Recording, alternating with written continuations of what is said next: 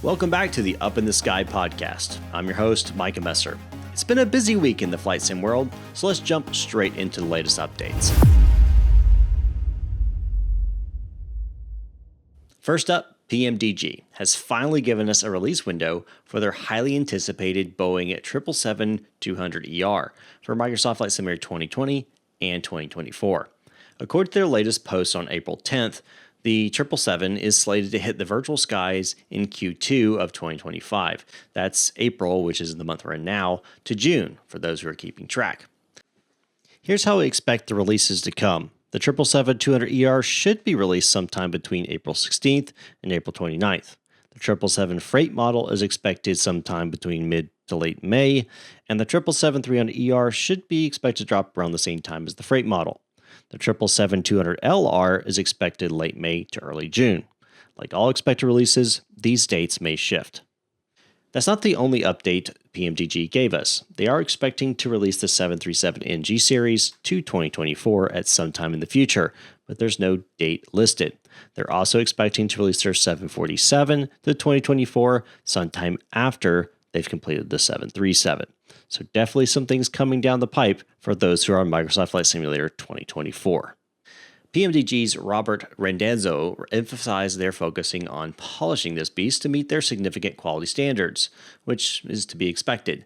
So expect a detailed and immersive experience. However, there is a catch.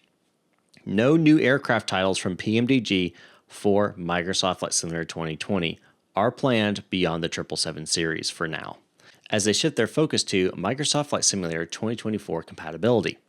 If you're a 777 fan, this is exciting news, but it sounds like PMDG is playing the long game with their roadmap.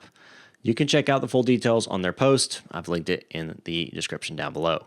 Speaking of updates, iniBuilds has dropped some exciting news for scenery and aircraft fans alike. On April 11th, they announced updates to 3 of their stunning airport sceneries, London Heathrow, Johannesburg, and Brisbane, for Microsoft Flight Simulator. These updates bring enhanced ground textures, improved performance, and some nifty new details like dynamic jetway animations at Heathrow. If you've been flying into these hubs, you'll notice a crisper, more immersive experience. But that's not all. iniBuilds has teased progress on their A300-600R airliner, with new screenshots showing off refined cockpit lighting and updated EFB functionality. They're clearly putting in work to make this Freightliner a must-have for cargo haulers. You can grab these scenery updates now via the Ini Manager. I'm curious, what's your favorite iniBuilds airport? Let me know in the comments down below. Now, let's head stateside. Imagine Sim has just released their Dallas-Fort Worth International Airport for Microsoft Flight Simulator 2020. This was announced on April 12th. This rendition of KDFW is a stunner, featuring highly detailed terminals, custom taxiway signs, and realistic night lighting that'll make your evening approaches pop. They've also optimized it for a smooth performance, so even those of us with mid-range PCs can enjoy it without stuttering, so they claim. As one of the busiest airports in the world, DFW is a fantastic addition to any simmer's collection, whether you're flying a short hop to Houston or a long haul to London. It's available now through the Imagine Sims store, and I've got a link below if you want to check it out. Before we move on, let's take a quick peek at the upcoming Flight Sim Expo. It's coming up June 27th through 29th.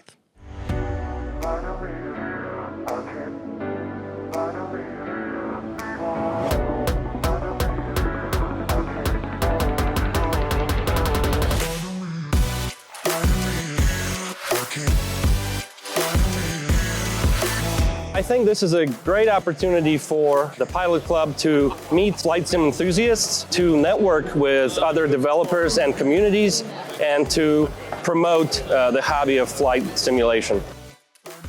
The atmosphere is absolutely electric. Love it.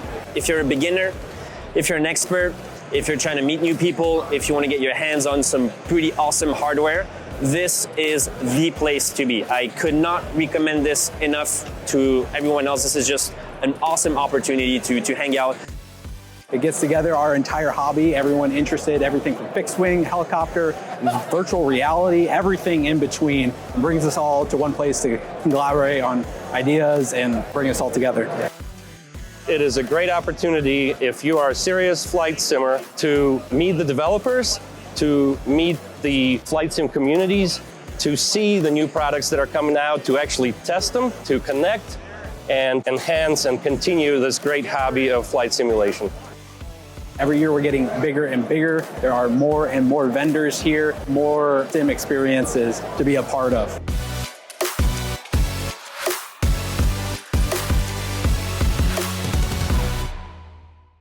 Let's talk X-Plane. Laminar Research has rolled out X-Plane 12.2.0 Beta 2. This came out on April 13th.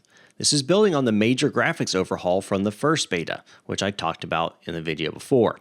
This update fine-tunes a new exposure fusion technique, making cockpit lighting even more balanced. Think brighter instruments without washing out the night sky, or vice versa, the sun not washing out your eyes so you can actually see the instrument panel. I've been testing it myself, and at busy airports like Los Angeles, I'm seeing a solid 5 to 10 frames per second boost, compared to the last stable release, which is a game changer for a lot of us. They've also squashed some ATC bugs, so your taxi instructions should feel a bit more polished. For aircraft devs, there's a new API tweak for custom landing gear animations. Nerdy, I know, but still cool nonetheless. As always, it is a beta, so Laminar advises keeping plugins disabled to avoid crashes. Want to try it? Just open your X-Plane installer, check the New Betas box, and you're good to go. Full details are linked below if you want the nitty-gritty. And before we wrap up today, let's talk about a fresh update from E-Jets fans. The team behind E-Jets for Microsoft Flight Simulator, FSS, dropped a new version on April 13th that's compatible with Microsoft Flight Simulator 2024's Sim Update 2 beta.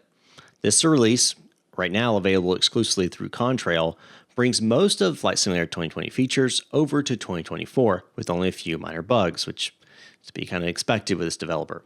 You'll need to activate Flight Simulator 2020 E-Jets version to use it, as direct activation in 2024 isn't supported yet.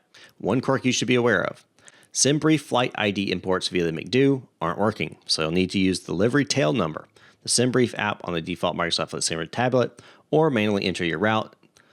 Installation's a breeze, just switch to Microsoft Flight Simulator 2024 in Contrail, and if you own the E-Jets, you can install directly, or activate your serial on their product page.